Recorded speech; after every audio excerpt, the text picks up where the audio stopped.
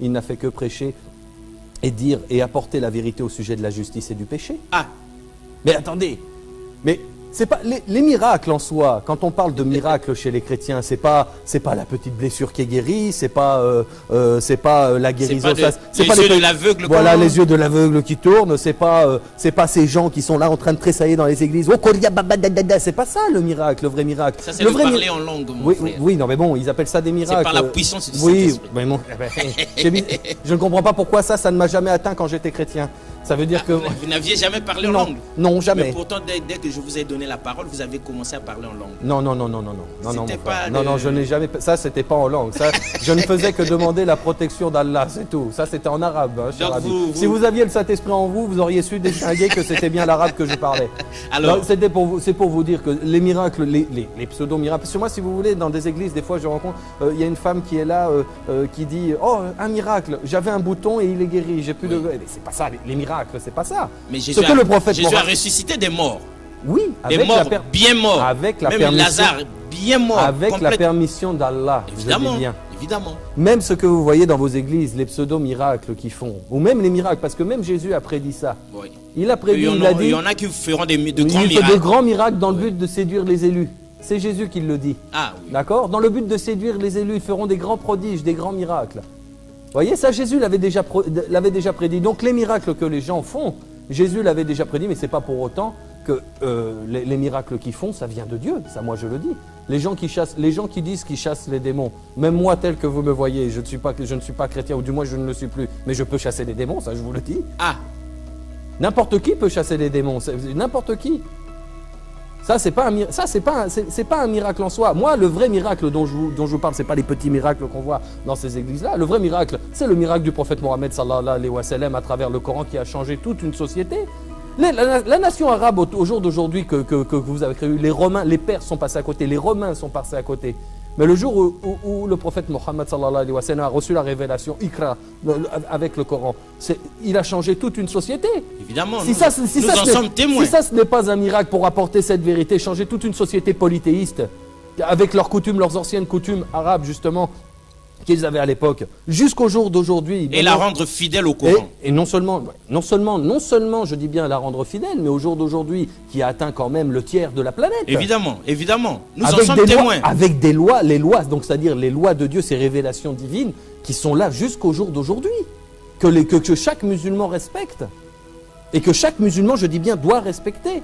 Si ça, c'est pas un miracle, dites-moi qu'est-ce que... Si ça ne vient pas de Dieu, ça vient d'où? C'est un grand miracle. Ça vient bien de Dieu, ça vient bien d'Allah. C'est un très grand miracle, mon frère. Mais vous savez, vous avez été à Kin, non? Vous savez déjà, les grands hommes de Dieu charismatiques, par la vertu de l'onction du Saint-Esprit. Ayaka kosalanga epai na ngai. Non, Il faut ayaka kosala epai na ngai soki ngai na kokwea. Ameka. Tout le temps que les Kanaki na Kin, on a au Koïté. Na koité? Non, Non, Allah me protège. D'accord. Alors donc nous pensions aussi que, parce que nous sommes maintenant entre deux eaux. La moitié de notre cœur nous dit de rester dans le christianisme, l'autre moitié nous dit que ce que vous dites est vrai. Alors dites-nous, quelles sont les autres raisons? Mais qu'est-ce que vous pouvez nous ajouter pour que nous puissions vous imiter et sortir de là où de notre zone de confort, du christianisme, là où on prêche l'amour de Dieu, de tout son cœur, de toute sa force, de tout son corps, de toute son énergie, l'amour du prochain. Nous allons quitter ça pour aller où? Si vous voulez, donnez-nous d'autres raisons. Si vous voulez, voilà, je vais vous donner. Qu'est-ce qui pourrait différencier au jour d'aujourd'hui, je dis bien dans le comportement, un chrétien d'un musulman? On pourrait dire, ça pourrait être un peu sur tout. Je dis bien un peu sur tout, sans être sur rien. Vous allez comprendre ce que je veux dire. Un musulman, il ne mange pas de porc. Un musulman, il ne boit pas d'alcool. Un musulman, il fait 5 prières par jour. Un musulman, avant de prier, il fait ses ablutions. Être musulman, c'est un tout. Une femme, quand elle est musulmane, elle se voile. C'est-à-dire, elle se voile dans le sens où je veux dire, elle ne montre pas, elle pratique pas l'impudicité. Elle est d'une pudeur. N'hésitez pas à liker la vidéo si elle vous plaît, et si vous êtes nouveau sur la chaîne, n'oubliez pas de vous abonner et d'activer la cloche de notification afin de ne rater aucune de nos vidéos. Eh bien voilà, bonjour. Mesdames et messieurs, comme vous le savez, tout le plaisir est nôtre de vous savoir très nombreux devant votre petit écran, attendant avec impatience et patience ce nouveau numéro d'homéostasie, qui n'est autre que la suite logique de la dernière émission que vous avez suivie samedi dernier avec ce chrétien devenu musulman, qui est sur ce plateau, donc dans cette deuxième partie, du christianisme à l'islam. Quelles sont les raisons de sa conversion? Quel est son témoignage pour que vous et nous qui hésitions encore là, puissions aussi savoir sur quel pied danser? Est-ce qu'on va faire le grand saut dans le vide, quitter le bateau, sinon l'avion du christianisme, pour sauter dans le vide, atterrir où? Dans l'islam? Nous avons besoin de comprendre et nous pensons que son témoignage va certainement nous donner des raisons valables de quitter Jésus pour Mahomet. Cher invité, bonjour. Bonjour. Alors, d'aucuns étaient déjà choqués la dernière fois, en attendant que vous vous présentiez, d'aucuns étaient déjà choqués la dernière fois, lorsque ils avaient lu la pensée du jour, la Bible est déjà caduque. Qu'est-ce que vous en pensez, vous? A'udhu billahi minash shaitanir rajim. Bismillahir rahmanir rahim. Wassalat wassalam wa ala rasulillah. Assalamu alaikum wa rahmatullahi wa barakatuh. Alors, pour répondre à votre question au sujet de la Bible, que la Bible est caduque. Bon, moi je vais partir sur une introduction. Qu'est-ce qu'un chrétien, ou qu'est-ce qu'un musulman, on va dire plutôt, se rapproche d'un chrétien? Qu'est-ce qui pourrait les unir? Déjà, nous les musulmans, l'islam est la seule religion non chrétienne à accepter Jésus.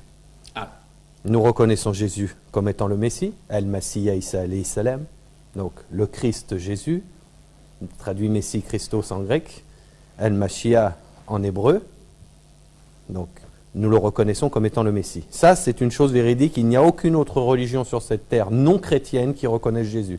Les Juifs ne reconnaissent pas Jésus. Ah, ça c'est clair. Les Juifs ne reconnaissent pas Jésus. Les hindous ne reconnaissent pas Jésus. Le bouddhiste ne reconnaît pas Jésus. La seule religion non chrétienne qui reconnaît Jésus, c'est nous. C'est l'islam. C'est l'islam, les musulmans. Ça, c'est le premier point. Nous acceptons que Jésus a fait des miracles avec la permission d'Allah, par la permission d'Allah. Nous croyons qu'il a ressuscité les morts par la permission d'Allah. Nous croyons qu'il a guéri des aveugles par la permission d'Allah. Nous croyons qu'il a guéri des lépreux par la permission d'Allah. Nous croyons en ces choses-là. Ça, c'est il a fait de très grandes choses par la permission d'Allah. Toujours par la permission d'Allah. Toujours par la permission de Dieu. Pas de son propre pas de sa propre volonté. Non, pas de sa, ni dans la Bible. Je dis bien ni dans la Bible. Ni aussi bien dans la Bible que dans le Coran, c'est bien précisé qu'il ne le fait pas de sa propre volonté. C'est clair, on nous dit ça à l'Église. Bien dans la Bible, il le dit, mon Père est plus grand que moi, je fais ces choses-là par la volonté de mon Père. Exact. Ça, c'est ce qui est écrit dans la Bible. Aussi bien dans la Bible que dans le Coran. Ça, c'est un deuxième point. L'autre point, par sa naissance. Nous croyons en sa naissance miraculeuse. Un point que nous partageons avec les chrétiens. Pas de la même manière, mais nous croyons à sa naissance miraculeuse. Dans le Coran, il est bien dit qu'il est né qu'il est né sans père, d'une façon miraculeuse, parce que Allah crée ce qu'il veut, quand il veut et comme il veut. Il dit la chose soit, et la chose est aussitôt. Donc ça, ce sont des points que nous partageons avec les chrétiens, ce sont des points qui nous rapprochent. Maintenant, les choses qui pourraient pas différencier, mais là où nos routes se séparent, là où nos routes se séparent. Parce que si vous voulez, moi je vais parler aussi d'un point de vue historique. Les points de divergence. Voilà, les points de divergence. Je vais parler d'un point de vue historique et non d'un point de vue biblique ou théologique. D'un point de vue historique, il faut savoir une chose, c'est que les premiers chrétiens ne croyaient pas en la divinité de Christ, ni en la filiation divine de Christ. Ah bon? Oui, c'est un phénomène historique qu'il faut savoir. C'est à partir de l'an 325, lors du concile lors du concile de Nicée, que ces choses-là ont été décidées. C'est avec l'empereur Constantin, et quand vous fêtez, certains chrétiens fêtent la Saint-Sylvestre, ce que vous appelez le jour de l'an, il faut savoir qui est Sylvestre. Ah oui, on a intérêt. C'est que les gens ne savent pas qui est Sylvestre. Sylvestre, c'est le 33e pape de l'Église catholique. Ah. Maintenant, c'est lui, avec l'empereur Constantin, qui ont décidé la divinité de Christ, la Trinité et la filiation divine de Christ. C'est eux-mêmes qui ont décidé. Donc ça veut dire 325 Avant eux, on ne parlait pas de ces choses-là. Non, les premiers chrétiens. 3 siècles plus tard, c'est eux qui introduisent ces choses-là. C'est eux qui introduisent ce paganisme. De manière historique, c'est comme ça. Voilà, d'une manière historique, ce paganisme est né de là. Ah. Mais ça, voilà, la plupart de nos frères chrétiens ne le savent pas. Nous l'ignorions. Tout à fait. Donc, ces histoires de Trinité, de divinité de Christ et de filiation divine de Christ sont apparues 325 après l'avènement de Jésus, bien après. Jésus n'a jamais laissé ça sur cette terre. Le seul message que Jésus a laissé aussi bien dans la Bible que dans le Coran, c'est déjà d'une, Jésus, dans la Bible et dans le Coran, il n'est pas venu pour l'humanité tout entière. Ah. Il n'est pas venu pour l'humanité tout entière, il est venu que pour les brebis perdues de la maison d'Israël. C'est bien circonscrit. Voilà, ceci est bien cité dans la Bible, et aussi bien dans l'évangile selon saint Matthieu, quand l'ange Gabriel annonce à Marie qu'il sauvera son peuple du péché. Le peuple de qui? De Jésus. Jésus était qui? Il était juif. Juif. Voilà, sur ce point-là, c'est clair. On est d'accord. La plupart des chrétiens diront qu'ils citeront dans l'évangile selon saint Marc, faites de chaque nation des disciples. Le terme nation... C'est ça qu'on nous dit à l'église. Le terme nation auquel vous employez, ce n'est pas le terme nation, du monde. Les nations qu'on emploie dans ce terme-là, si on regarde bien, ce ne sont pas les nations du monde entier, ce sont les nations de la tribu d'Israël. Ah. Il y a 12 nations dans la tribu d'Israël, 12 tribus. C'est comme ça, c'est dans ce sens-là qu'on doit les employer. Si vous relisez ces versets-là, quand la femme cananéenne vient et elle dit à Jésus, « Seigneur, Seigneur, ma fille est malade et tourmentée par un démon. » Les disciples disent quoi? Ils disent à Jésus, « Chasse-la, elle n'est pas juive, elle ne fait pas partie. » Jésus lui répond, « Je n'ai été envoyé que pour les brebis perdues de la maison d'Israël. Il n'est pas bon de donner le bon pain des enfants aux petits chiens. » Aux petits chiens. C'est ce qui est écrit dans la Bible, je le cite. La réponse de la femme a été, elle dit, « Seigneur, même les petits chiens mangent les miettes qui tombent de la table de leur maître. » D'accord, Jésus a dit, elle veut les miettes, donnez-lui les miettes. Mais c'était que des miettes. Puisqu'elle veut des miettes, elle veut des miettes, donnez-lui les miettes. Ta foi est grande, mais c'était des miettes. C'était des miettes. C'était pas le fin fond du... Voilà, c'est ça qu'il faut que les gens arrivent à différencier. Maintenant, ça c'était une introduction. Maintenant, en base, qu'est-ce qui pourrait amener un chrétien comme moi à venir en islam? C'est ça qui choque les chrétiens que nous sommes. Moi, je le dis avec conviction, la plus grande conviction possible. Un chrétien qui cherche la vérité dans toute son humilité, dans toute la grandeur de Dieu, en cherchant le vrai Dieu, le seul et unique Dieu. Je le dis avec toute la plus grande conviction, que ce chrétien qui a cette flamme en lui, de vouloir chercher cette vérité, il finit par devenir musulman. Automatiquement. Allah le guidera sur le droit chemin. Inéluctablement. Moi, pour peu qu'il soit sincère dans sa recherche. Oui, pas l'aveuglement. Si vous voulez, la croyance aveugle en une chose qu'on ne maîtrise pas, c'est-à-dire, moi je vois beaucoup de chrétiens, je leur dis par exemple, on va parler d'un sujet qui est simple, c'est-à-dire qui nous différencie, nous, des musulmans, la divinité de Christ. Quand on demande à un chrétien, un pasteur, un prêtre, un révérend, c'est-à-dire tous ces hommes de Dieu dans le christianisme, même aux anciens des témoins de Jéhovah, avec qui j'ai eu beaucoup discuté, parce qu'eux aussi, ils ne disent pas, vous voyez, les témoins de Jéhovah ne disent pas que Jésus-Christ est Dieu. Ils disent que c'est un être divin. Un être divin. Donc c'est le Fils de Dieu. Le Fils de Dieu. Mais que ça. Voilà. Pas Dieu moi, je lui-même. veux juste qu'on me donne un seul verset. Un verset, sans ambiguïté, un seul verset dans la Bible, où il est écrit, où Jésus a dit, je suis Dieu, le Dieu que vous attendiez, adorez-moi. Et à ce moment-là, si vous me montrez ce verset-là... On sait très bien que Abdoul Mahdi de Youssouf Ngolo et tous les autres vous ont précédé ici, sans oublier Ahmed Diallah. Tout ce beau monde nous a démontré qu'il n'existe dans la Bible aucun verset où Jésus lui-même affirme sa divinité, où Jésus lui-même dit qu'il est Dieu. Nulle part, ça c'est clair. Pas d'ambiguïté. Il n'y a pas d'ambiguïté, ça n'existe pas. S'il y en a un, montrez-le-moi, mes chers frères, et à ce moment-là, je me convertis au christianisme tout de suite. Il n'y en a pas. C'est-à-dire, je reviens vers vous au christianisme. Il n'y en a pas. Il n'est pas. Mais, voyez, ça, c'est une croyance aveugle déjà. C'est-à-dire, on suit aveuglément, sans recherche. Parce que le pasteur a dit, on suit aveuglément. Dans la Bible, il est écrit, il me semble que c'est Salomon, s'il dit ça, si mes souvenirs sont bons pour avoir bien relu la Bible, il me dit, mon peuple périt par manque de connaissances. Mais voilà. Votre peuple périt par manque de connaissances. Essayez d'apprendre cette connaissance, cherchez cette connaissance. Cherchez-la. Cherchez-la. Et quand vous la cherchez, vous la trouverez. Jésus dit ceci dans l'évangile selon saint Jean, chapitre 3, verset 33. Quand vous connaîtrez la vérité vous affranchira. Vous affranchira. Moi, je le dis ouvertement devant tout le monde, la vérité m'a affranchi. Il n'y a qu'un seul Dieu. La ilaha illallah. Il n'y a qu'un seul Dieu. Ce seul Dieu unique. Moi, je dis à tous mes frères chrétiens qui aiment Jésus, qui aiment, pas adorer, mais qui aiment Jésus. Ont besoin, qui veulent suivre les enseignements du Christ, sont écrits dans la Bible et suivre ces enseignements-là. Mais je les invite à adorer le seul et unique Dieu. Et ça, c'est à travers ce consolateur que Jésus nous a promis. C'est cet esprit de vérité qui nous a conduits au sujet de toute la justice, au sujet de la vérité, de la justice et du péché. Et ce consolateur-là, c'est le prophète Mohammed sallallahu alayhi wa sallam, qui vous invite à adorer cet unique Dieu, de revenir au monothéisme pur, comme il l'était au commencement. Et c'est ça encore ce qui choque les plus grands théologiens de ce monde. Parce que vous pouvez badiner avec autre chose, mais pas quand même avec le Saint-Esprit de Dieu. Parce qu'un homme de Dieu que vous suivez attentivement nous a dit que dans la Bible, Dieu lui-même il dit on peut blasphémer contre Dieu. Ça, il pardonne. Contre Jésus, il pardonne. Mais contre le Saint-Esprit, non. Alors, homme de Dieu, ouvrez la Bible, regardez bien, scrutez bien. Est-ce que Jésus a annoncé l'arrivée du prophète Mohammed en annonçant l'arrivée du Saint-Esprit? Ou bien vous usurpez cette prophétie?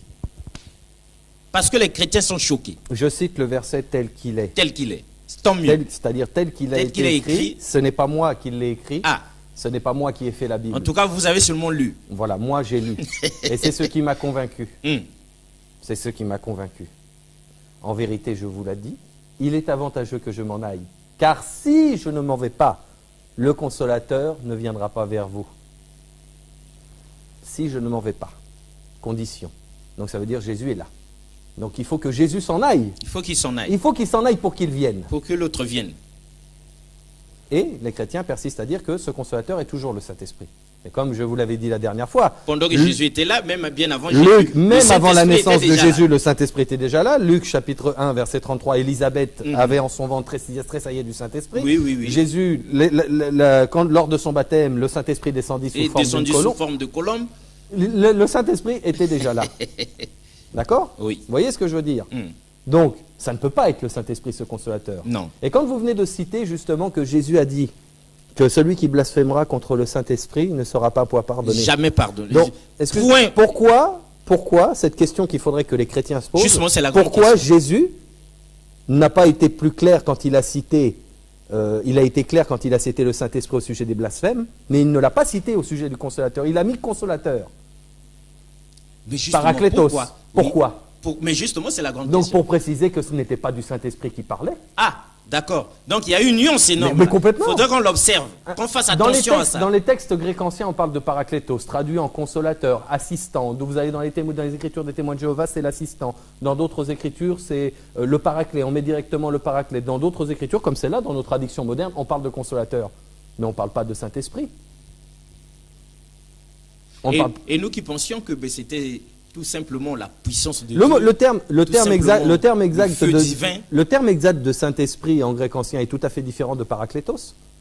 Bon, mais qu'à cela ne tienne, le prophète Muhammad, soit-il le saint prophète, donc celui-là qui a reçu la révélation d'en haut, mais il n'est qu'un homme, il ne peut pas être le consolateur, il ne peut pas être le Saint-Esprit, il ne peut pas être le paraclétos, il ne peut pas être l'avocat.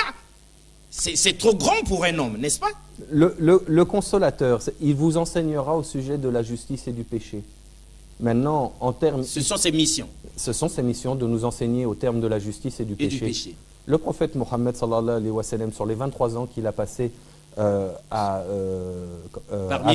nous, non, il était déjà là pas longtemps, c'est-à-dire de 40 ans jusqu'à 63 ans, il n'a fait que prêcher et dire et apporter la vérité au sujet de la justice et du péché. Ah. Mais attendez, mais c'est pas les miracles en soi. Quand on parle de miracles chez les chrétiens, c'est pas la petite blessure qui est guérie, c'est pas la guérison. C'est pas les yeux de l'aveugle. Voilà, les yeux de l'aveugle qui tournent. C'est pas ces gens qui sont là en train de tressailler dans les églises. C'est pas ça le miracle, le vrai miracle. Ça c'est le parler en langue. Oui, non mais bon, ils appellent ça des miracles. C'est par la puissance du Saint-Esprit. Mais bon, je ne comprends pas pourquoi ça ne m'a jamais atteint quand j'étais chrétien. Ça veut dire que... Vous n'aviez jamais parlé en langue? Non, jamais. Mais pourtant, dès que je vous ai donné la parole, vous avez commencé à parler en langue. Non, je n'ai jamais... Ça, c'était pas en langue. Ça, je ne faisais que demander la protection d'Allah, c'est tout. Ça, c'était en arabe, hein, cher ami. Si vous aviez le Saint-Esprit en vous, vous auriez su distinguer que c'était bien l'arabe que je parlais. Alors, c'est pour vous dire que les miracles, les pseudo-miracles... Parce que moi, si vous voulez, dans des églises, des fois, je rencontre... Il y a une femme qui est là, qui dit « Oh, un miracle, j'avais un bouton et il est guéri, j'ai plus de... » Mais c'est pas ça, les miracles, c'est pas ça. Mais Jésus a ressuscité des morts. Oui, des morts bien morts. Avec la même permission, Lazare bien mort. avec la permission d'Allah. Évidemment, je dis bien. évidemment. Même ce que vous voyez dans vos églises, les pseudo-miracles qu'ils font, ou même les miracles, parce que même Jésus a prédit ça. Oui. Il a prédit, il a dit... Il y en a qui feront de grands il miracles. fait de grands miracles dans le but de séduire les élus. C'est Jésus qui le dit. Ah oui. D'accord? Dans le but de séduire les élus, ils feront des grands prodiges, des grands miracles. Vous voyez, ça, Jésus l'avait déjà prédit. Donc les miracles que les gens font, Jésus l'avait déjà prédit, mais ce n'est pas pour autant que les miracles qu'ils font, ça vient de Dieu. Ça, moi, je le dis. Les gens qui disent qu'ils chassent les démons, même moi, tel que vous me voyez, je ne suis pas chrétien, ou du moins je ne le suis plus, mais je peux chasser des démons, ça, je vous le dis. Ah. N'importe qui peut chasser des démons, n'importe qui. Ça, c'est pas un miracle en soi. Moi, le vrai miracle dont je vous parle, ce n'est pas les petits miracles qu'on voit dans ces églises-là. Le vrai miracle, c'est le miracle du prophète Mohammed sallallahu alayhi wa sallam à travers le Coran qui a changé toute une société. La nation arabe au jour d'aujourd'hui que vous avez créée, les Romains, les Perses sont passés à côté, les Romains sont passés à côté. Mais le jour où le prophète Mohammed sallallahu alayhi wa sallam a reçu la révélation Iqra avec le Coran, il a changé toute une société. Évidemment, nous en sommes témoins. Si ça, ce n'est pas un miracle pour apporter cette vérité, changer toute une société polythéiste, avec leurs coutumes, leurs anciennes coutumes arabes justement, qu'ils avaient à l'époque, jusqu'au jour d'aujourd'hui. Et la rendre fidèle au Coran. Et non seulement, je dis bien la rendre fidèle, mais au jour d'aujourd'hui, qui a atteint quand même le tiers de la planète. Évidemment, évidemment. Nous avec en sommes témoins. Avec des lois, les lois, donc c'est-à-dire les lois de Dieu, ces révélations divines, qui sont là jusqu'au jour d'aujourd'hui, que chaque musulman respecte. Et que chaque musulman, je dis bien, doit respecter. Si ça, c'est pas un miracle, dites-moi qu'est-ce que... Si ça ne vient pas de Dieu, ça vient d'où? C'est un grand miracle. Ça vient bien de Dieu, ça vient bien d'Allah. C'est un très grand miracle, mon frère. Mais vous savez, vous avez été à Kin, non? Vous savez déjà, les grands hommes de Dieu charismatiques, par la vertu de l'onction du Saint-Esprit. Non,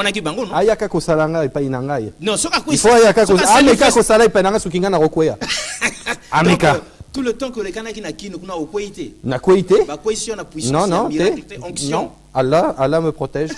D'accord. Alors donc nous pensions aussi que, parce que nous sommes maintenant entre deux eaux. La moitié de notre cœur nous dit de rester dans le christianisme, l'autre moitié nous dit que ce que vous dites est vrai. Alors dites-nous, quelles sont les autres raisons? Ou bien qu'est-ce que vous pouvez nous ajouter pour que nous puissions vous imiter et sortir de là où de notre zone de confort, du christianisme, là où on prêche l'amour de Dieu, de tout son cœur, de toute sa force, de tout son corps, de toute son énergie, l'amour du prochain. Nous allons quitter ça pour aller où? Si vous voulez, donnez-nous d'autres raisons. Si vous voulez, voilà, je vais vous donner. Qu'est-ce qui pourrait différencier au jour d'aujourd'hui, je dis bien dans le comportement, un chrétien d'un musulman? On pourrait dire, ça pourrait être un peu sur tout. Je dis bien un peu sur tout, sans être sur rien. Vous allez comprendre ce que je veux dire. Un musulman, il ne mange pas de porc. Un musulman, il ne boit pas d'alcool. Un musulman, il fait 5 prières par jour. Un musulman, avant de prier, il fait ses ablutions. Être musulman, c'est un tout. Une femme, quand elle est musulmane, elle se voile. C'est-à-dire, elle se voile dans le sens où je veux dire, elle ne montre pas, elle pratique pas l'impudicité. Elle est d'une pudeur. D'accord? Plusieurs de vos pasteurs l'ont reconnu publiquement à la télévision devant tout le monde. Nous-mêmes aussi, nous le reconnaissons. Voilà. Donc vous reconnaissez que nos femmes, à nous... Elles s'habillent décemment. Voilà. Non seulement qu'elles s'habillent décemment, mais qu'elles ne pratiquent pas l'impudicité et qu'elles se sanctifient à travers le vêtement devant Dieu. Évidemment. Et elles préservent les hommes de la tentation. Voilà, merci, très bien. Vous voyez, je sens que je vais vous amener à l'islam petit à petit. Il reste quelques encablures pour que nous y arrivions. Donc voilà. Voilà j'ai dit en gros ce qui pourrait différencier un chrétien d'un musulman. Maintenant, pour en revenir à la Bible, quand vous prenez la Bible, vous lisez comment les prophètes agissaient. Vous savez, les prophètes, ce sont nos guides sur cette terre-là. Même s'ils ne sont plus, ce sont nos guides, ce sont eux qui nous ont... vous savez, de Jésus, par exemple, ils disent que... Les chrétiens disent, c'est vrai, c'est écrit que Jésus a dit « Je suis le chemin, la vérité et la vie ». Et la vie. En son temps. Je dis bien en son temps. En son temps. En son temps. Quand c'était du temps de Moïse, où Moïse avait la loi, la Torah, où la Torah lui a été révélée avec les 10 commandements. C'était Moïse, le chemin, la vérité et la vie. C'était Moïse. C'était Moïse. Il n'y avait pas l'ombre de Jésus. Avant lui, c'était Abraham. Vous voyez ce que je veux dire? Chaque prophète est venu en son temps. Chaque prophète. Maintenant, le chemin, la vérité et la vie, pour nous les musulmans, c'est le prophète Mohammed sallallahu alayhi wa sallam. Tous nos prophètes sont respectés. De Adam alayhi salam jusqu'au prophète Mohammed sallallahu alayhi wa sallam, paix et bénédiction de Dieu sur lui. c'est en son temps, chaque prophète est venu en son temps avec chaque message pour l'humanité. Maintenant, au sujet de ce que je vous ai dit, au sujet de la différence, comme encore reconnaît-on un musulman d'un chrétien. Maintenant, vous lisez la Bible. Au sujet, par exemple, j'ai pris la dernière fois l'exemple des ablutions. Vous savez que nous, on se purifie avant de... Chaque musulman devrait savoir que on fait à l'Aoudou. C'est ça qui nous choque quand nous voilà, quand on fait à l'Aoudou, c'est-à-dire les ablutions, on a les ablutions dans un ordre de sens précis. C'est ce que c'est pas dans le désordre. C'est dans un sens nous, très précis. Nous, on pensait que chacun pouvait faire les dessins à sa manière. C'est dans un sens précis. On doit, vous savez, quand je viens de vous parler, les prophètes sont nos guides, on doit imiter nos prophètes. Notre prophète du moins, le prophète Mohammed sallallahu alayhi wa sallam, parce que c'est le dernier, c'est le sceau des prophètes. Il a dit qu'il fallait que nous soyons des imitateurs envers lui. Donc c'est dans un sens très précis que nous faisons nos ablutions. Tous les musulmans. Ils font les mêmes gestes. Si vous regardez, venez un jour à la mosquée, vous vous mettez dans un sens où vous pouvez voir comment... caméra cachée, on va voir s'ils respectent tous dans le même sens. Une certaine démarche. Dans le même sens. Ok, c'est bon. Nous ne savions pas. Dans le même sens, le lavage des mains, 3 fois, la bouche 3 fois, le nez 3 fois, le visage 3 fois, les bras, on peut le faire 2 fois, c'est ce qui plaît au prophète, ou 3 fois, bras droit, bras gauche. Après, c'est le lavage des oreilles, le passage de juste humidifier au bout des doigts, le lavage des oreilles, et après on finit avec le pied droit et le pied gauche. Tout ça dans un sens bien perprété pour que nous soyons imitateurs. Bon, ça, je ne rentre pas dans ce détail au sujet des ablutions, parce que les ablutions sont très importantes. Mais maintenant, vous regardez la Bible. La Bible dit très bien, Aaron, Moïse, tous ces prophètes-là, avant de rentrer dans le tabernacle, se purifiaient, ils se lavaient. C'est écrit noir sur blanc dans la Bible. J'invite à chaque pasteur, à chaque chrétien de revoir à se laver noir sur blanc. C'est écrit noir sur blanc, il se lavait, il se purifiait avant d'entrer dans la Bible. Et même dans le Nouveau Testament, même Paul, je dis bien, je cite les écritures de Paul, même Paul se purifiait avant d'entrer au temple. D'ailleurs, le baptême, si on regarde le baptême en soi de Jean-Baptiste, la purification se fait par l'eau. C'est l'ablution. Est-ce que vous êtes d'accord? C'est une grande ablution. Une grande ablution. Voilà. Donc, si vous voulez, ça, c'est un premier point. Voilà. C'est un premier point. Maintenant, au sujet de nous, comment nous prions Dieu? Comment nous prions Dieu? La plupart des prophètes, de la façon dont ils priaient Dieu dans la Bible, ils se prosternaient. C'est écrit dans la Bible. Ils n'étaient pas là en train de chanter, de danser et hurler. Non, c'est se prosterner en toute humilité. Abraham se prosternait. Même Jésus, même Moïse se prosternait. Même Jésus lui-même, dans le jardin de Gethsémani, il se prosternait. Ce n'est pas un secret. C'est écrit noir sur blanc dans la Bible. Donc, la prosternation fait partie de la religion du monothéisme pur. C'est comme ça, on adore Dieu dans l'humilité, dans toute l'humilité parfaite qu'on peut adorer Dieu. C'est pas en chantant, en dansant et en hurlant. Comme font les chrétiens. Comme font la plupart des chrétiens. Comme nous faisons nous à l'église. Voilà, je ne sais pas, moi je ne vous ai jamais vu encore prier, mais je pense que personnellement c'est comme ce que nous faisons nous à l'église. C'est comme ça que vous le faites. Et c'est par la vertu du Saint-Esprit, par sa toute puissance que nous parlons en langue, que nous sautons, nous crions, nous dansons pour louer, glorifier le Seigneur. Voilà, alors par la vertu... Non déplaise à tous les musulmans du monde. Pour la vertu du Saint-Esprit, tout à l'heure, vous voyez, j'étais en train de parler arabe avant de commencer à parler, je demande la protection d'Allah contre Satan le lapidé, mais si vous aviez le Saint-Esprit, vous auriez su quelle langue je parlais. Visiblement, oui, parce que c'est écrit dans l'Acte des Apôtres que le Saint-Esprit vous dévoile des langues que vous ne connaissiez pas avant. C'est écrit exactement. Mais alors, bon, mon Saint-Esprit est encore tout petit. Ah bon? Bon, d'accord. Alors, là, je vous ai coincé là-dessus, hein, d'accord? Bon. Alors ensuite, au sujet des animaux purs et impurs, si vous voulez, nous, la viande de porc nous est interdite. Mais si vous lisez la Bible, la viande de porc est interdite. Même jusqu'au jour d'aujourd'hui, les Juifs ne mangent pas de porc. Il n'y a pas que nous, les musulmans sur cette terre, qui ne mangeons pas de porc. Et les Juifs dans la l'Église, on nous dit que ça, c'est de l'Ancien Testament. Ah bon? On est maintenant à l'ère de la grâce avec Jésus qui est mort. Alors, si vous êtes dans l'ère de la grâce, il me semble que dans Matthieu 15, il est écrit « Ne croyez pas que je sois venu pour abolir, ne croyez pas, non, pas dans Matthieu 5, verset 7, « Ne croyez pas que je sois venu pour abolir la loi, je suis venu pour l'accomplir. Car quiconque changera d'un iota la loi des prophètes et de Moïse sera appelé plus petit dans le royaume des cieux. Ne croyez pas que si votre justice surpasse celle des scribes et des pharisiens, vous n'entrerez point au royaume des cieux. » C'est qui dit ça, monsieur? C'est Jésus. Voilà, c'est Jésus lui-même, d'accord? Donc ça veut dire qu'il n'a pas aboli la loi. Donc normalement, homme de Dieu, normalement, est-ce qu'on doit manger la viande de porc ou pas? Est-ce que la loi qui précède Jésus, on la respecte ou pas? Les ordonnances et consignes d'antan là.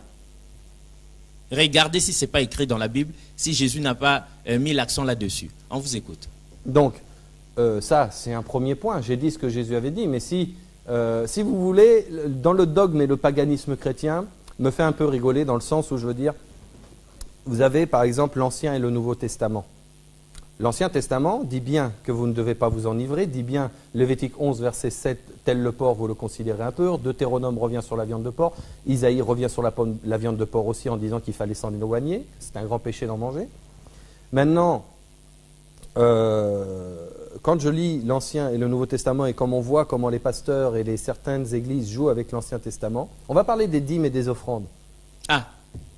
J'aimerais qu'on me cite dans le Nouveau Testament, au sujet des dîmes et des offrandes, si Jésus n'a dit ne serait-ce qu'un seul verset au sujet des dîmes et des offrandes que c'était obligatoire de donner les dîmes. Trouvez-moi un seul verset où Jésus a dit il faut donner les dîmes. Quelqu'un était passé ici, il a dit que le Seigneur n'a jamais dit ça. Voilà, d'accord. Mais c'est écrit dans Malachie. C'est Chorakwetou qui nous a dit. C'est écrit dans Malachie chapitre 3. Ah. Voilà, c'est écrit. Amenez-moi vos dîmes et vos offrandes et mettez-moi à l'épreuve, moi l'Éternel. Bon, là c'est l'Ancien Testament. Donc pour la viande de porc et l'alcool, vous reniez l'Ancien Testament, mais par contre pour les dîmes et les offrandes, puisque ça vous arrange bien... Retour à l'Ancien Testament. Ouais, voilà, retour à l'Ancien Testament. Donc vous voyez, on amène chacun, on fabrique cette religion à notre façon. Voilà. Oui. Eh bien monsieur, c'est là où je vous dis, si vous êtes chrétien et que vous cherchez la vérité et la vraie face de Dieu, vous allez ne serait-ce que vous intéresser à la religion musulmane sans rentrer directement par le Coran, mais au moins vous intéresser de voir comment cette communauté prie Dieu, prie le même Dieu et accepte aussi Jésus. Nous avons un respect immense pour Jésus. Nous disons que c'est l'un des plus grands... Un respect immense. Immense. C'est l'un des plus grands messagers de Dieu. Nous le respectons, nous l'aimons, mais nous ne l'adorons pas. C'est un homme comme nous. Vous l'aimez, mais vous ne l'adorez pas. Mais nous n'adorons pas. L'adoration est réservée... L'adoration n'est réservée qu'à Dieu. Qu'à Dieu et à Dieu seul. À Dieu seul. L'homme de Dieu, l'homme en soutane, dites-nous, s'il vous plaît, comment l'Ancien Testament, le même Ancien Testament interdisant la viande de porc comme aliment impur, vous clamez haut et fort, non, Jésus était déjà arrivé, il est mort pour nous, en tout cas, on peut manger. Mais l'Ancien Testament prescrit, ordonne la dîme et les offrandes. C'est du passé, n'est-ce pas? Mais aujourd'hui, vous revenez. Donc, quant à la viande de porc, on oublie l'Ancien Testament. Quand c'est la dîme et les offrandes qui nous profitent là, au nom du Père, du Fils et du business, parce qu'on doit bien se vêtir, on doit quand même être bien nourri, logé, véhiculé, tout ça. Alors là, retour à l'Ancien Testament. Ça redevient valable. Qu'est-ce que c'est cette histoire-là? Quand Jésus vient, il abolit ou non l'Ancien Testament? Dites-nous. Quand il dit « je ne suis pas venu abolir », il dit la vérité ou bien il ment? Ne faites pas de Jésus menteur. Vous savez, la pensée du jour est claire. Le chemin de la Bible mène droit, sinon conduit droit, à l'islam, au Coran. Donc si vous empruntez le chemin de la Bible, vous allez déboucher au Coran. Ça c'est clair. Donc dites-nous la vérité là-dessus, mais c'est vrai que on dit en passant que des hommes de Dieu charismatiques avaient été choqués par votre intervention, là, la première partie. On pense à Lévitique 10, 3 phases. Il aurait bien voulu, il reviendra même sur ce plateau-là pour faire une démonstration du fait que un chrétien ne peut au grand jamais quitter le christianisme pour l'islam. Sinon, il y a aussi l'évangéliste Sosonite et toute sa clique, donc frère Jérémie, frère Galilée, tout ça, qui disent qu'eux aussi reviendront sur ce plateau pour faire une émission où ils feront une démonstration de 1001 raisons pour lesquelles aucun chrétien ne peut quitter le christianisme pour l'islam. Mais en tout cas, à moins que vous trouviez notre Bible sur ce plateau-là, notre invité est en train de nous démontrer, Bible à l'appui, qu'il y a toutes les raisons du monde, toutes les raisons bibliques de quitter le christianisme pour l'islam. On vous écoute. Oui, et d'ailleurs, vous venez justement de bien le citer. Là, dernièrement, le Tchèque Youssouf Ngolo m'avait dit que pendant 2 mois, ils sont partis faire, on va dire, une campagne d'islamisation avec le groupe pour l'appel à l'islam. Voilà, le groupe d'appel à l'islam. Il y a eu 120 chrétiens qui ont été convertis à l'islam. 120. Moi, appelez-moi ne serait-ce qu'un seul pasteur, même que ce soit la mission Réhobos devant où je pars, ou que ce soit la chapelle des vainqueurs, qui me donne des chiffres. Non, ne défiez pas Réhobot. Là-bas, c'est un homme de Dieu très très fort. Non, mais qui donne des chiffres en me disant, est-ce qu'il a réussi à convertir 120 musulmans? Juste un exemple. D'accord. Vous voyez ce que je veux dire? Pour qu'on puisse comparer. Est-ce que même l'apôtre Ndeke à Réhobot peut nous dire aujourd'hui qu'il a réussi à convertir 120 musulmans ou encore quelques musulmans depuis qu'il prêche? Mais le groupe d'appel à l'islam, en 1 ou 2 semaines, a converti 120 chrétiens qui sont devenus musulmans. L'homme de Dieu, dites-nous, le christianisme et l'islam, qu'est-ce qui dame le pied en l'autre par les temps qui courent depuis un certain temps? Le monde entier en est témoin. N'est-ce pas l'islam? Alors dites-nous, d'où vient-il que les gens aient comme ça peur de l'islam alors que c'est la vérité? Mais excusez-moi, mais je veux dire, c'est triste à dire ce que je vais vous dire. Quand vous êtes sciemment dans l'hypocrisie pure et dure, ou que vous savez sciemment que vous n'êtes pas dans la vérité, eh bien la vérité dérange quelque part. Vous savez, un proverbe français qui dit « toute vérité n'est pas bonne à dire ». Eh bien vous voyez, nous en islam, on vous dira toujours la vérité. Toujours la vérité. Voilà, donc la vérité, soit vous l'acceptez, soit vous ne l'acceptez pas. Moi, j'ai suivi ce que Jésus a dit dans Jean 3, chapitre 3, verset 33. Quand vous connaîtrez la vérité vous affranchira. Je le dis haut et fort, la vérité m'a affranchi. Et la vérité ne se trouve qu'en islam, à travers notre bien-aimé prophète, Mohammed, sallallahu alayhi wa sallam, que la paix et la bénédiction de Dieu soient sur lui. Mon vieux, que j'aime beaucoup, Makita Ngelelo, qu'est-ce qu'il nous a pas dit? Il dit, monsieur le journaliste, votre invité, tel qu'il est sur ce plateau-là, il est encore tout jeune, tout beau là. Il n'a pas encore une grande expérience de l'islam. Moins encore du christianisme dans lequel il était. Voilà pourquoi il encense l'islam et tout ça. On dit que vous vous êtes peut-être converti à peine et que vous n'avez pas encore vraiment pénétré les arcanes de l'islam. Voilà pourquoi vous êtes heureux d'être musulman, quoi. Qu'est-ce que vous répondez à ça? Je vais répondre tout simplement que ce n'est pas... je ne suis pas converti depuis peu. Ça va faire déjà au jour d'aujourd'hui 5 ans, donc 5 années. Et pendant ces 5 années... 5 ans, c'est énorme. Voilà. Et je ne me suis pas converti, comme je l'ai dit, du jour au lendemain. Ça a été des études acharnées. Mais quand la vérité s'offre à vous, vous l'embrassez. Moi, j'ai fait 5 ans d'études acharnées, d'études théologiques comparatives des religions, que ce soit l'hindouisme, le bouddhisme, la Torah juive, le Talmud juif, que ce soit toutes ces religions que j'ai étudiées. Mais comme si vous voulez, quand j'ai vu, comme je vous avais dit, vous prenez tous les livres religieux de ce monde, que ce soit la Bible, le judaïsme, l'hindouisme, le livre de Vega de l'hindouisme, le livre du bouddhisme, le livre de la Torah juive, tout ça, et le Coran, et je dis bien et le Coran. Le Coran est le seul livre au monde qu'un être humain peut retenir de tête sans oublier une seule lettre. Ah, vous l'aviez dit ici. Je le redis pour preuve. J'aimerais que vous me trouviez un chrétien, un juif, un hindou qui a retenu son livre religieux de la première lettre, de la première chapitre au dernier chapitre. Vous n'en trouverez aucun. Mais par contre, chez nous les musulmans, 6000 versets, 114 sourates, vous trouverez je ne sais pas combien de musulmans qui connaissent le Coran par cœur sans oublier une seule lettre et sans en déformer d'un seul mot. Si ce livre ne vient pas de Dieu, il vient de qui? Il ne peut devenir que de Dieu.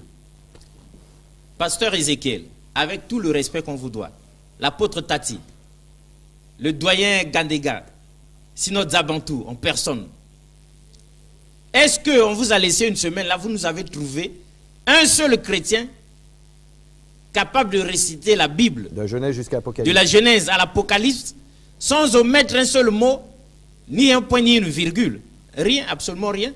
Et même lorsque nous avons réduit, on a dit seulement le livre de la Genèse. Et même seulement les psaumes ou quoi. Personne à l'horizon.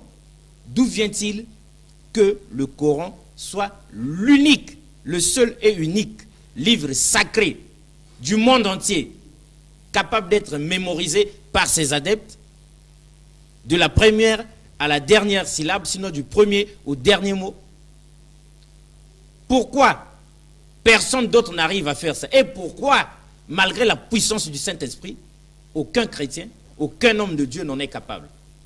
Une grande interrogation qui nous fait mal. Alors,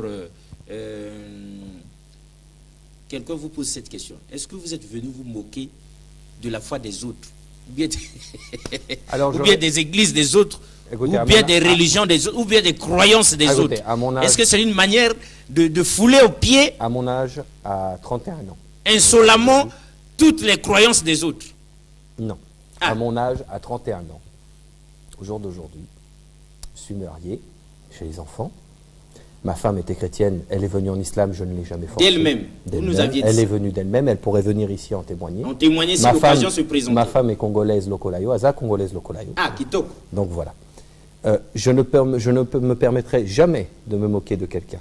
Comme vous aviez dit, vous n'injurierez jamais la mère de quelqu'un, donc vous ne vous permettrez jamais de vous moquer de quelqu'un, de la foi des uns et des autres. Jamais. Mais si vous voulez, quand on doit parler de la Bible, et que la Bible en elle-même se contredit, non seulement se contredit, et dans certains versets, on va dire plus ou moins, je ne sais pas comment employer un terme, mais décrivent Jésus d'une certaine façon que nous, les musulmans, nous ne pourrons pas accepter, ou même de certains prophètes, comme le prophète Lot. Si vous voulez, quand vous décrivez le prophète Lot en disant que ses filles l'ont enivré de vin et après pour coucher avec elle, c'est-à-dire pour non seulement ayant des relations incestueuses avec ses prophètes, nous en tant que musulmans, nous n'acceptons pas ça. Ça, vous n'acceptez pas? Non, parce que quand Dieu choisit un prophète pour guider l'humanité, il ne peut pas permettre ce genre de choses. Non, jamais. Jamais. Ça, c'est un peu les dérives de la Bible. Ça, voilà, les dérives de la Bible. Mais même, moi, si vous voulez, c'est pour ça que je vous dis que quand vous passez du christianisme à l'islam, vous êtes affranchi par la vérité. Vous voyez ce que je veux dire? La vérité dont parlait Jésus. Voilà. Celle qui devait affranchir. Vous connaîtrez la vérité et la vérité vous affranchira. Voilà, c'est cette vérité-là. C'est cette vérité qui vous a affranchi.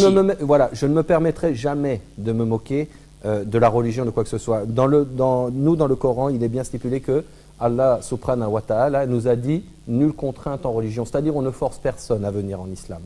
On vous dit la vérité parce que Dieu nous a donné un petit aperçu de l'enfer. On sait à peu près à quoi ressemble l'enfer. Ce que les chrétiens, eux, dans leur Bible, n'ont aucune définition de l'enfer que nous avons. Nous avons quand même une légère définition de l'enfer en nous disant quand même que l'enfer, c'est un endroit où on ne voudrait certainement pas aller. Il y a même un hadith où le prophète Mohammed, sallallahu alayhi wa sallam, paix et bénédiction de Dieu sur lui, dit « Si vous aviez vu ce que j'ai vu, vous ririez peu, mais vous pleureriez beaucoup. » Ça veut dire ce que ça veut dire, si vous voulez. Ça veut dire ce que ça veut dire. Ça veut dire que quand il a vu l'enfer, c'est un lieu de tourment que vous ne pouvez même pas imaginer. Donc nous, comme nous, vous, nos frères chrétiens, on vous aime beaucoup.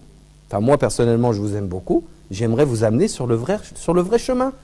Pas le chemin désiré, sur le chemin qui puisse vous mener au paradis, Inch'Allah, si Dieu le veut. C'est une très bonne idée. C'est ça, moi, là où je veux vous en amener. Vous amener. Je ne veux pas me moquer de vous. Loin de là. Vous savez, l'évangile selon saint Matthieu, au chapitre 15, je crois que c'est au verset 22, si je ne me trompe pas. En tout cas, si je me suis trompé de verset, pardonnez-moi, mais je pense que c'est celui-là. Il est écrit, Jésus dit ceci. Il dit, et beaucoup viendront en ce jour-là et me diront, Seigneur, Seigneur, nous avons chassé les démons en ton nom, nous avons guéri les malades en ton nom, nous avons fait toutes ces bonnes œuvres en ton nom. Et Jésus leur dit ouvertement, je ne vous connais pas, allez-vous-en, vous qui commettez l'iniquité. Mes frères, est-ce qu'il dira ça à nous les musulmans? Certainement pas. Est-ce qu'il dira ça aux juifs? Non du tout. Est-ce qu'il dira ça aux bouddhistes? Non. Il dira ça aux hindous? Non. Il dira ça à qui, mon frère? Aux chrétiens. Bon. Donc comme je ne veux pas que Jésus puisse vous dire ça, venez vers ce consolateur qui nous a été envoyé, le prophète Mohammed. Par Jésus lui-même, qui a été annoncé par Jésus lui-même, le prophète Mohammed sallallahu alayhi wa sallam.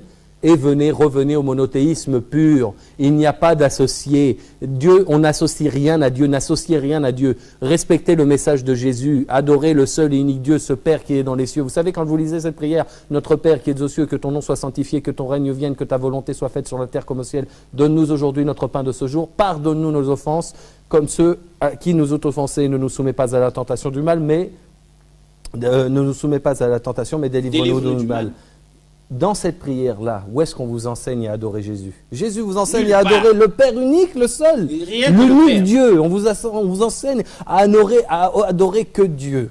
Que Dieu est, que Dieu seul. Alors dites-nous, Ali, si jamais vous êtes venu au Congo pour témoigner, pour apporter cette lumière aux uns et aux autres, en vous suivant là, ils peuvent vouloir vous appeler. Mais Oui. à quel numéro on peut vous joindre? Vous pouvez me joindre au 00242 05 647 46 95. On reprend ça doucement. 00242 05 647 46 95. Pour les gens qui ont du On n'est pas en France ici, on n'est pas à Paris, je vous en prie. 00 242 05 05 oui 647 647 46 46 95. 95. Pour les gens qui auront du courage pour m'appeler jusqu'en France, je vous donne aussi mon numéro de France 0033 7 80 80 31 54. Je répète 0033 7 80 80 31 54. Je vous le conjure, mes frères chrétiens, si vous voulez connaître la vérité, laissez cette vérité vous affranchir. Revenez au monothéisme pur, n'adorez qu'Allah à l'intermédiaire de son prophète bien-aimé, le prophète Mohammed sallallahu alayhi wa sallam, qui vous conduise dans la vérité au sujet de la justice et du péché de ce monde. Revenez au monothéisme pur. C'est le seul message à mes frères chrétiens que je vous fais passer. Hommes de Dieu, mesdames et messieurs, nous tous, nous aimons Jésus, nous sommes des chrétiens, mais ce que vient de dire Ali, il était autrefois Chrétien. votre nom français là. Florent. C'est Florent. Mais après, il a quitté le christianisme, conseillé par la Bible, guidé par la Bible. C'est la Bible qui vous a orienté. Oui. C'est la Bible Oui. elle-même Ça, je le dis, oui. qui vous a ouvert les portes Oui. de l'islam. Est-ce que ce qu'il dit est vrai ou faux? Est-ce que c'est écrit ou pas? Mais si tel est le cas, si le prophète du Coran, le prophète Muhammad, c'est lui que Jésus avait annoncé, ce quelqu'un d'autre, celui qui ne devait pas venir aussi longtemps que Jésus était là. Mais si je pars, si je m'en vais, il viendra. Si c'est lui, pourquoi vous nous cachez ça? Est-ce qu'on ne devait pas tous s'orienter vers l'islam maintenant pendant qu'il en est encore temps? Dites-nous, Ali, bientôt on va chuter. Oui. Mais pour ceux qui n'auront pas cru à votre témoignage, au témoignage des uns et des autres qui sont devenus musulmans avant vous, au Coran, et à toutes les émissions qui sont faites par les musulmans, sinon par le groupe d'appel à l'islam, pour tous ceux-là, quel sort est réservé? Tous ceux qui n'auront pas cru, si c'est le dernier des prophètes, si c'est le paraclet, si c'est le Saint-Esprit, si c'est le tout dernier, quel sort, quelle autre porte de sortie pour nous? Mon frère, je vais vous répondre ceci. Au sujet du sort réservé à l'humanité ou réservé à ceux qui n'ont pas cru à Allah, au prophète, au messager, je ne me réserve en aucunement le droit de dire où ils finiront. Dieu seul sait. Allah est seul connaisseur. Ah. L'autre jour, si vous voulez, j'avais une chrétienne catholique qui est venue me poser la question. Elle m'a dit, mais vous pensez que moi aussi alors j'irai en enfer? Je lui ai dit, ma sœur, je vais vous poser quelques questions. Est-ce que vous croyez que Jésus est Dieu? Elle me dit, non, je ne crois pas que Jésus est Dieu. J'ai dit, vous croyez que Jésus est le Fils de Dieu? Elle me dit, non, je ne crois pas que Jésus est le Fils de Dieu. Vous êtes chrétienne? Elle me dit, oui, je suis chrétienne. Alors je dis, peut-être, Inch'Allah, vous irez au paradis. Toujours si Dieu le veut. Donc vous voyez, je ne me prononce pas sur le sort qui est réservé aussi bien à mes frères chrétiens. Vous ne prenez pas le risque je de ne vous prends prononcer pas, là-dessus. je ne peux, voilà, il y a que. Et vous n'en avez même pas le droit aussi. Je n'en ai aucunement le droit. Aucun musulman n'en a le droit. Aucun musulman n'en a le droit. Tout ce que moi je sais qui est écrit, il y a des critères qui sont définis. Allah le dit bien dans le Coran que toute personne qui associe quelque chose à Dieu, c'est pire que le meurtre. Vous voyez ce que je veux dire? L'autre jour, on a posé la question, je me souviens plus, dans une émission que je regardais, si Mère Teresa, au jour d'aujourd'hui, elle est morte, elle ira en enfer ou au paradis. Comme nous, les musulmans, nous n'avons pas le droit de dire où elle est. Tout ce que nous savons, je vous pose une question. Par exemple, je suis dans une école, je dois passer un examen. Il y a les maths, les sciences, le français, l'histoire géo. J'ai 20 en maths, j'ai 20 en histoire géo, j'ai 20 sur 20 en sciences et j'ai 0 en mathématiques. Est-ce que vous croyez que j'ai réussi le test? Ça peut être éliminatoire. Si vous avez un 0, vous avez raté le test, vous le savez. Voilà, c'est tout ce que j'ai répondu au sujet, c'est tout ce que cette personne a répondu aux Mère Teresa. Voilà, c'est tout. Il y a un test que vous devez réussir. Après, on est sur cette planète, sur cette terre-là, sur la terre où laquelle on est, que Allah subhanahu wa ta'ala a créé pour nous. On a un test à réussir. On a un test. Regardez, demain je suis médecin, je fonde une école de médecine. Il y a beaucoup de gens qui vont arriver en masse. Ils vont s'inscrire à l'école. Est-ce que tout le monde va réussir à l'examen? Ah non, c'est pas pour autant. Il y en a qui vont réussir, il y en a qui vont échouer, évidemment, c'est clair. Mais voilà. Partout dans le monde, c'est Voilà. comme ça Mais que ça se là, passe. voilà, Allah subhanahu wa ta'ala vous a donné les clés pour pouvoir réussir au test. On vous donne le cahier pour pouvoir apprendre le Coran. Voilà. À vous de réussir. De manifester de la volonté, Après, de vous appliquer. après moi, c'est d'un point de vue personnel que je parle. Je veux dire, il y a des gens qui sont juste à la limite de la limite d'avoir l'examen. Vous voyez ce que je vous C'est dis? clair, Donc ouais. c'est pour ça que je dis, Allah est seul connaisseur. Seul. Je ne me réserverai jamais le droit de dire que telle communauté ou telle personne ira en enfer. Je ne peux pas. Je n'en ai pas le droit. Super. Parce que ce serait déjà dû me prendre pour Allah, et ça, on n'en a pas le droit. Il n'y a que Allah qui sait. Moi, j'invite mes frères à justement... C'est votre conclusion aussi, justement. C'est ma conclusion. J'invite mes frères surtout, je dis bien surtout mes frères chrétiens, à venir passer ce test avec moi, parce que même moi qui suis là, qui prêche la parole, je ne dis pas si je vais réussir le test, je suis qu'entre les mains d'Allah, c'est tout. En tout cas. Voilà, moi je vous invite à revenir au monothéisme pur et à suivre les enseignements de notre cher et bien-aimé prophète, sallallahu alayhi wa sallam, c'est tout. C'est tout, pas plus. Et c'est ça qui fait que nous aimions comme ça là, les musulmans. Ils ne prennent pas la place de Dieu. Non, ils ne se prononcent pas là-dessus. Et ils n'osent pas ajouter quelque chose encore à Dieu. Sinon retrancher, amener quelqu'un à la divinité, non. Il y a Dieu et Dieu seul. Le polythéisme, une grande croix rouge comme ça là. L'associanisme. C'est barré. On n'est pas dans cette histoire-là. Il n'y a que Dieu seul qui est souverain et il n'y a que Dieu seul qu'on doit adorer. Voilà l'islam. Venez à l'islam et vous comprendrez certaines choses qu'on ne peut pas dévoiler maintenant là. Donc, pensée du jour, mesdames et messieurs, pour chuter, hein, le chemin de la Bible mène droit comme ça là, au Coran, sans faute. Croyez à lui, parce qu'il a vécu de ses propres yeux. Et il en est témoin. Au revoir et à la prochaine. Merci beaucoup une fois de plus. Merci beaucoup. N'hésitez pas à liker la vidéo si elle vous plaît, et si vous êtes nouveau sur la chaîne, n'oubliez pas de vous abonner et d'activer la cloche de notification afin de ne rater aucune de nos vidéos.